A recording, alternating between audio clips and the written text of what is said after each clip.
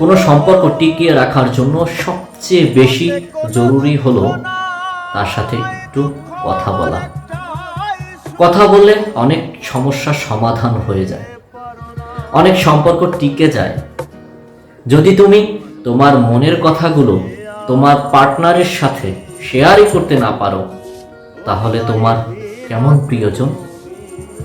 যদি তার কোনো কিছু তোমার কাছে খারাপ লাগে, তার কোনো আচরণে তুমি আঘাত পাও, তাহলে খোলাখুলি তার সাথে কথা বলো।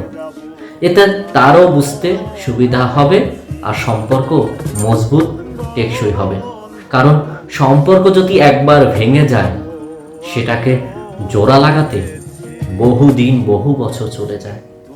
কারণ যে সম্পর্ক গড়তে সময় লাগে বহুদিন, আর সেই সম্পর্ক ভাঙতে মাত্র 1 সেকেন্ড, একটা ছোটখাটো বিষয় আনা।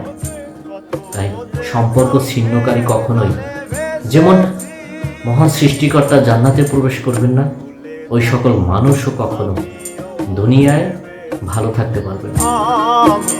বুঝলে প্রিয়?